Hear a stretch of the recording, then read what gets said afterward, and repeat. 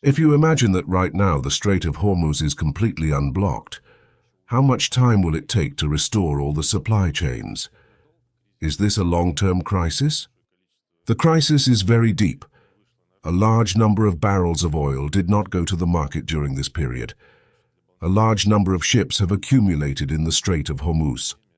Therefore, of course, it will take a certain amount of time to balance and restore at the previous level. In our opinion, this is several months. So I see Zelensky openly boasting about the American side to Trump and the American negotiators. We have such a fable. Ivan Andreevich Krylov, the elephant and the moose, as I recall. I am also amazed. Well, given all the facts that characterize this character, he, of course, has made some decision for himself. Apparently, he wants to lead the new European military education, which the Germans and the British are trying to put together. He publicly said, "Here is the European Union, Britain, Norway, Turkey," for some reason. Well, led by all this military education, he sees Ukraine. He openly says that we will protect everyone. We have the strength and experience for this, the largest army in Europe. Well, I don't think it will end well.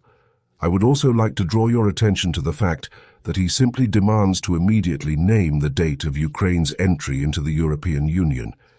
This means a demand to accept a country in the European Union which is led by a blatantly Nazi regime that has banned Russian culture in all its manifestations, which has banned the canonical Orthodox Church.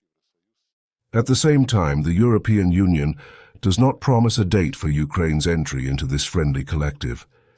It says that Zelensky defends European values. Nazism raises its head again. And Zelensky, in my opinion, gets great pleasure in feeling himself at the head of this process. The American side is quite receptive to Zelensky's comments, and to the comments of the American side in general. They see, hear, feel, and record all this.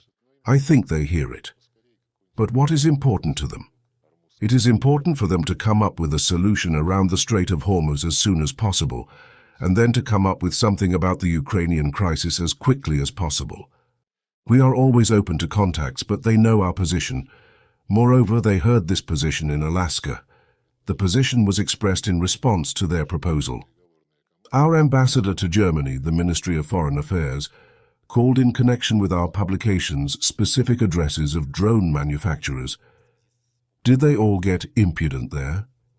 It means that the Germans have lost their minds. They understand that they are doing something that will bring not very good news for themselves. But the conclusions that we have made have been widely discussed with political scientists, and these discussions reflect what is in the plans of the Russian leadership.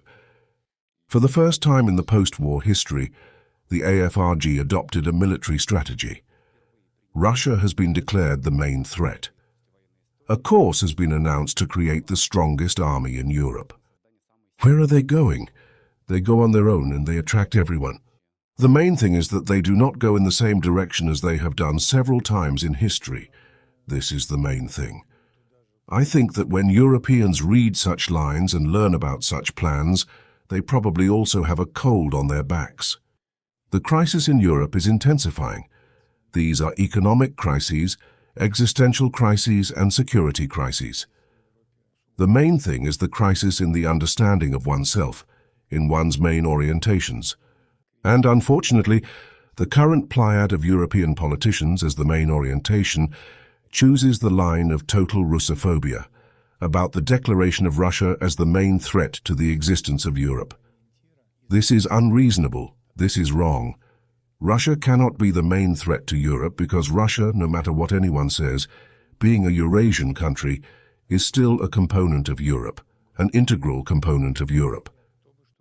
The architecture of European security is unthinkable, regardless of Russia's interests, and without Russia's participation in it. Here we can only hope that this pleiad of politicians will give way to more pragmatically oriented politicians over time. But so far, of course, the picture is absolutely depressing. I have no doubt that the Americans are well aware of the reason for such hysterical behavior. The Kiev regime feels more and more danger. And when we repeatedly say from Moscow that you should gain the will and make the decisions that you must make to reach an agreement, then it will get worse. then you will have to make an even more painful decision. And they begin to understand this, hence the hysterics. Russophobia, narrowing their societies.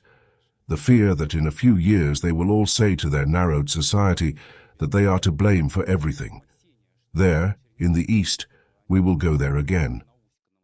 After all, it is the most convenient to write off all internal problems on the external enemy. And since Russia is big, because Russia is strong, then it is such an exemplary external enemy, from the point of view of their propaganda understanding. Will this lead to something good? Will they be able to write everything off on us?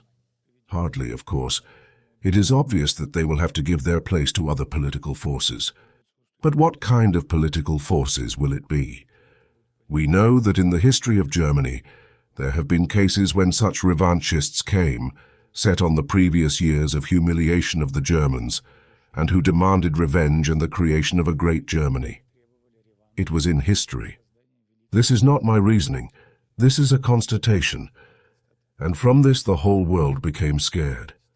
Because, of course, Germany is the largest European power, the most powerful economy, a very disciplined society. Which way will all this go? I would not dare to say now.